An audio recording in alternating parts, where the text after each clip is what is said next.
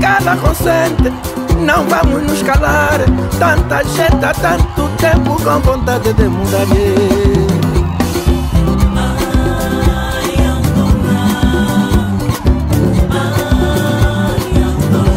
Orientados com a riqueza ainda querem continuar. Abra o olho, minha gente, só assim vai se mudar.